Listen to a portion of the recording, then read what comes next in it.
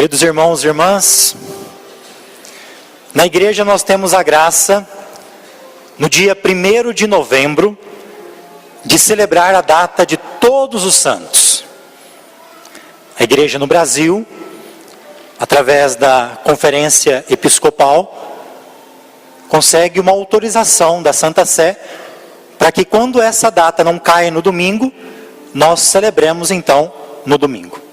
A única exceção é se o dia 2 de novembro, finados, cair no domingo, aí Todos os Santos nós celebraríamos no sábado, dia 1º. Por isso que nós estamos celebrando hoje a solenidade de Todos os Santos. Nós poderíamos nos perguntar, olha, nós temos um calendário litúrgico durante todo o ano, onde cada mês nós celebramos um santo. Para que celebrar Todos os Santos? Mês passado, outubro, olha quanta coisa a gente celebrou. Começamos com Santa Teresinha, dia 1º, Anjos da Guarda, São Mateus Moreira, São Francisco de Assis, dia 5 São Benedito, Santa Teresa d'Ávila e assim por diante. Por que uma data então para celebrar todos os santos? Porque essa celebração também é um chamado à nossa santidade, a esses que já estão na igreja triunfante, a igreja da glória, que são os santos, que tem também a missão de interceder por nós. Mas celebramos também aquilo que nós vivemos há 2 dias atrás. Nós celebramos os fiéis defuntos. Fiéis defuntos. Esses também fazem parte de uma santidade, só que estão na igreja purgante, na igreja padecente, a igreja do purgatório, como o nome próprio já diz, estão num tempo fora do nosso tempo cronológico, para purgar, para se purificar. Você sabe que o purgatório é também um caminho para o céu. Não tem outro lugar para ir depois do purgatório, se não for o céu. A gente se purifica para o céu. Mas nós que estamos na igreja militante, a da terra, caminhando, essa celebração de hoje nos suscita a olhar para a vida também dos santos e buscar essa santidade. Porque o santo não foi para a igreja militante, a igreja da glória, sem passar por aqui. Ele teve que caminhar como nós, na santidade que é vivida no dia a dia. Nós aqui não somos santos por completo, nós estamos sempre a caminho da santidade. E a liturgia de hoje quer nos dar esse ânimo, para dizer que é possível viver e buscar a santidade, uma vez que nós somos batizados. O batismo, ele imprime em nós um chamado à santidade. Não existe vocação na igreja que não seja para a santidade. Existe ministério diferente. A ordenação sacerdotal, episcopal, para a vida matrimonial, leigos consagrados, são trabalhos, vocações, carismas diferentes, a vida religiosa, mas o chamado à santidade é para todos. Desde o menor cristão até o Papa, não vai entrar no céu porque tem título de cardeal, de arcebispo, de monsenhor, de padre, de casal referencial. Ninguém vai entrar no céu por esses títulos. Nós iremos entrar pela nossa busca, pela nossa vida de santidade. E isso é para todos. Não é preferencialmente de um ou de outro, é para todos. Primeira leitura de hoje e a segunda leitura, nós temos a graça de ouvir São João nos falar. São João nos fala na primeira leitura, através do livro do Apocalipse.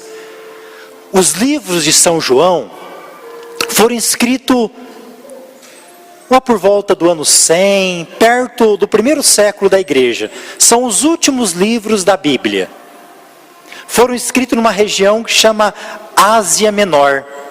Nessa região é muito forte, a gente vai ver isso melhor na segunda leitura, o gnosticismo. Pessoas que vão dizer assim, que é possível, no caso da liturgia de hoje, chegar à santidade sem precisar de Deus. É possível viver uma fé por si próprio. Coloca toda a força em você e coloca Deus de lado. E a gente vai ver que sem Deus a gente não é nada. João ouviu na primeira leitura. Tem muita gente que foi marcado.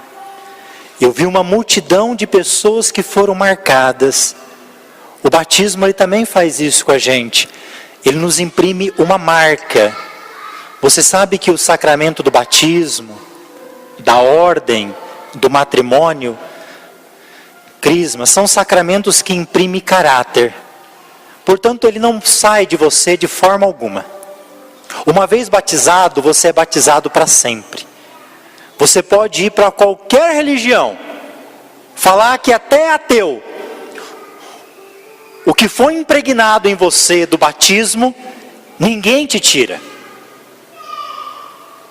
Esta é a marca que nós temos para ter força para buscar a santidade.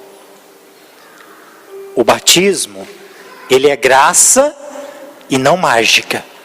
Alguém poderia me dizer, então pelo batismo, automaticamente eu vou para o céu. Não necessariamente. Quantos na igreja são batizados e quantos são evangelizados? O batismo é o primeiro sacramento, é como se fosse uma porta que sem ela as outras não se abririam. Ele abre a porta para a Eucaristia, para o crisma, para o matrimônio, para a ordem.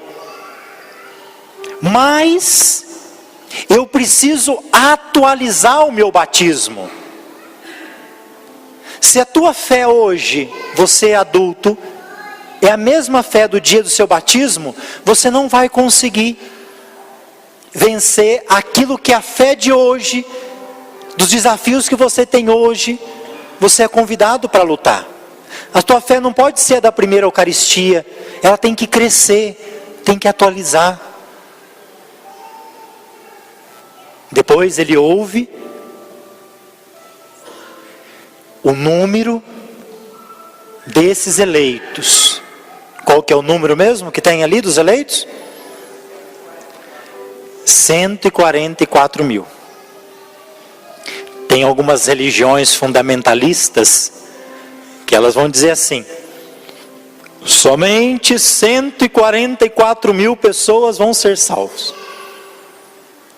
É engraçado porque se você faz parte de uma religião dessa, e se a sua religião tem mais de 144 mil pessoas, o que será que fica pensando essa gente, né? Se eu não fizer parte desses 144 mil, como que eu fico? Será que é bom eu pular para uma outra, que tem uma possibilidade maior de salvação, né? 144 mil significa para nós, a sua raiz quadrada é 12.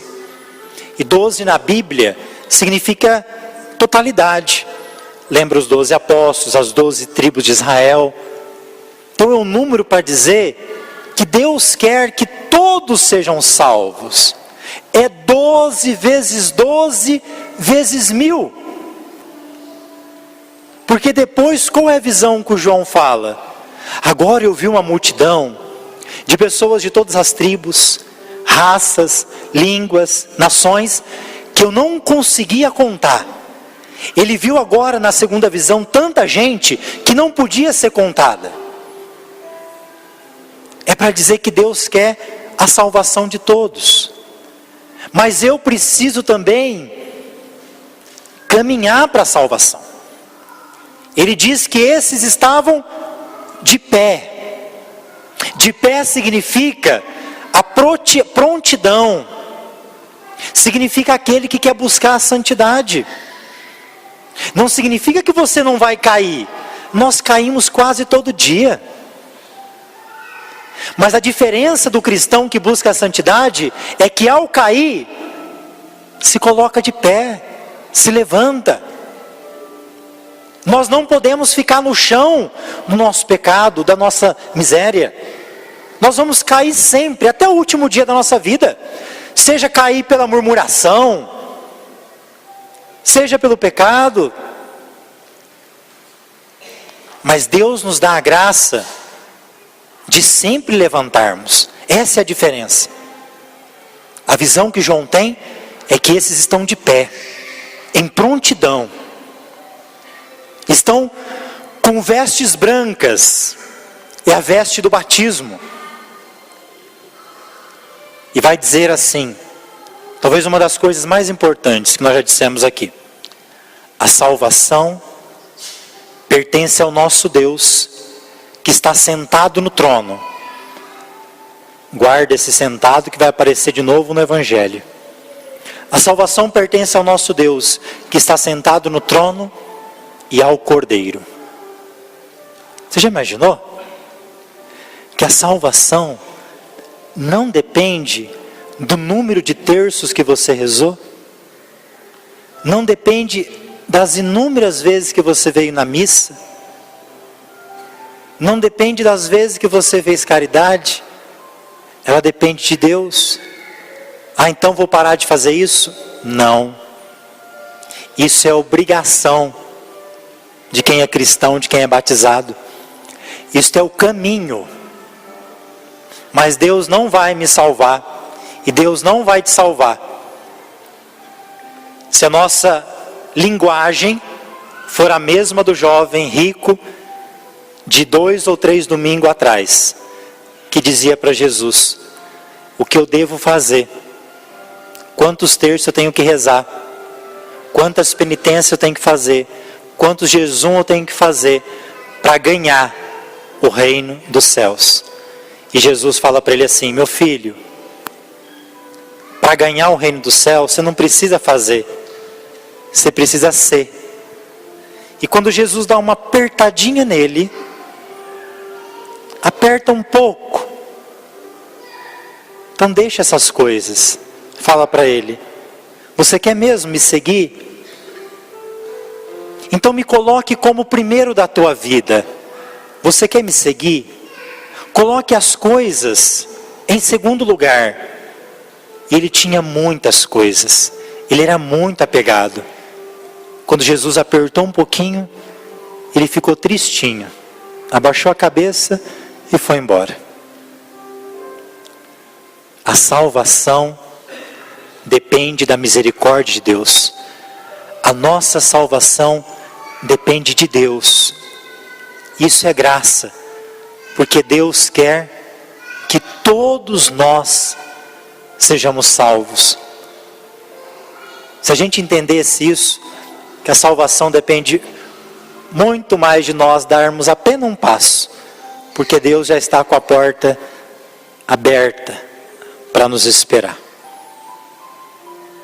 Diz o final da primeira leitura, que essas vestes brancas agora foram alvejadas no sangue do Cordeiro.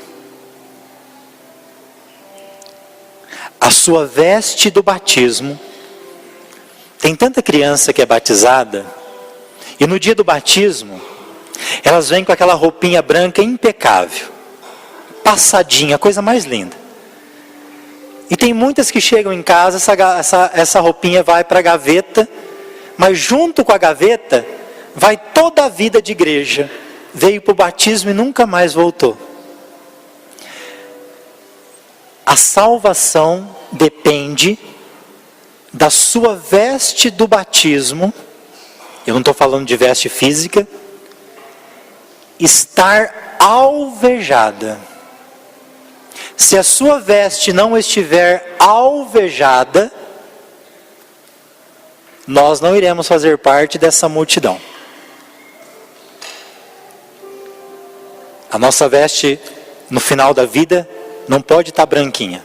A dele estava vermelha de sangue. Se a sua veste não estiver impregnada com paciência, com misericórdia, com justiça, essa é a veste que nós temos que usar. O santo é aquele que se veste de Cristo. Portanto, a tua veste tem que ter cheiro de Deus. A tua veste tem que ter as características de Deus. Tem que estar manchada com as cores de Deus. Segunda leitura, João nos fala de uma grande graça, que nós somos filhos de Deus. E se nós somos filhos de Deus, qual é o pai que não quer o melhor para os seus filhos? Deus que quis que nós fôssemos filhos, quer também o melhor para nós. E diz ainda São João, nós nem imaginamos, nós não temos condições de imaginar o que vai ser quando a gente estiver com Deus face a face. Quando a gente estiver com Ele na plenitude, onde nós seremos semelhantes a Ele. Quando nós estivermos diante de Deus, nós vamos estar envolvidos na totalidade da santidade. É um momento que não existe mais pecado. É somente uma comunhão de santos. E Ele é o Kadosh, o santo dos santos. Esse é o momento que nós iremos estar diante da presença de Deus. Evangelho de hoje, Evangelho de São Mateus, e fala das bem-aventuranças.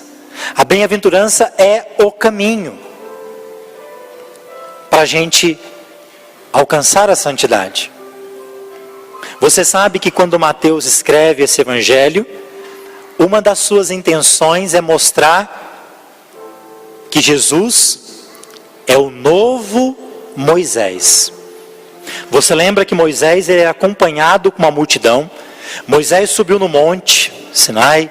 No monte Moisés falou com Deus. Deus entregou para ele as tábuas da lei.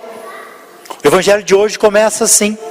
Jesus estava com uma multidão, com seus discípulos, e ele subiu no monte. E no monte ele sentou. Porque sentar-se é gesto de quem tem autoridade para ensinar. Toda missa é assim. É Deus que se senta para nos ensinar, para falar conosco. E dessa montanha, Jesus vai evangelizar.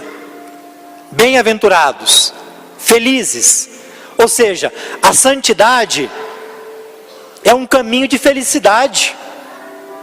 Felizes os pobres em espírito, porque deles é o reino de Deus. O reino de Deus não é para quem tem cara de estátua. A gente imagina que o santo é quem tem cara de estátua. Alguém vai dizer assim: o santo, eu sou santo porque eu não faço nenhum mal. Não, é obrigação fazer algum bem. Não adianta você não fazer nenhum mal.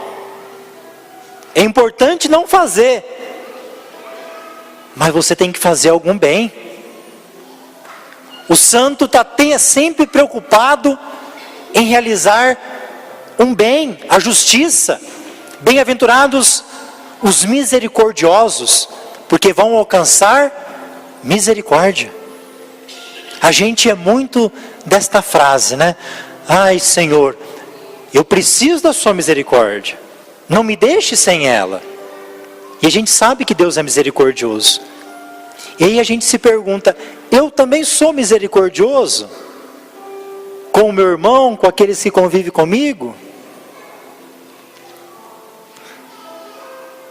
A santidade, ela não é impossível. Por isso eu queria que você ouvisse por um instante. E se você tiver condições, não deixe de ler. Nos nossos tempos é impossível pensar a santidade sem ler a exortação apostólica do Papa Francisco, Gaudete et Exsultate. Ele diz assim: para ser santo, não é necessário ser bispo, sacerdote, religiosa ou religioso. Muitas vezes somos tentados a pensar que a santidade esteja reservada apenas àqueles que têm a possibilidade de se afastar das ocupações comuns para dedicar muito tempo à oração. Não é assim. Todos somos chamados a ser santos, vivendo com amor e oferecendo o próprio testemunho nas ocupações de cada dia, onde cada um se encontra. O Papa está falando assim, que ser santo é quando você está em casa com a tua esposa e vive em um matrimônio. É um pai de família que sai cedo para trabalhar e de modo honesto sustenta a sua família. Ele está dizendo que a mulher santa é aquela que conhece os filhos e não fala com eles só pelo celular, fala olhando no olho, fala tocando, fala sentindo, fala chamando para conversar. Sabe quando o filho está com um comportamento diferente, sabe quando o filho está sofrendo um bullying, quando está se cortando. A mãe sabe. Essa é a santidade da mãe. A santidade do jovem é uma santidade normal, que vive em coisas normais, que sai como qualquer pessoa, mas de modo coerente, santo, mas de modo normal.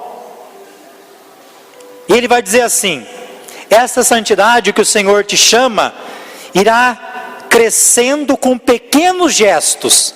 Quem falava isso? Santa Teresinha do Menino Jesus.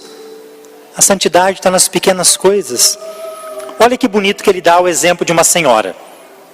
Ela vai no mercado fazer as compras, encontra uma vizinha e começa a falar. E surgem as críticas. Mas essa mulher diz para consigo mesmo: não falarei mal de ninguém. Isso é um passo rumo à santidade. Depois em casa o seu filho reclama a atenção dela para falar das suas fantasias, e ela, embora cansada, senta-se ao lado e escuta com paciência e carinho. Trata-se de outra oferta que santifica. Ou então atravessa um momento de angústia, mas lembra-se do amor da Virgem Maria, pega o terço e reza com fé. Esse é outro caminho de santidade.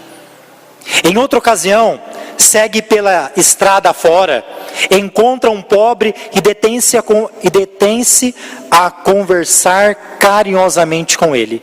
É mais um passo para a santidade. Aqui a gente vê que a santidade não é impossível. É graça de Deus e é esforço nosso.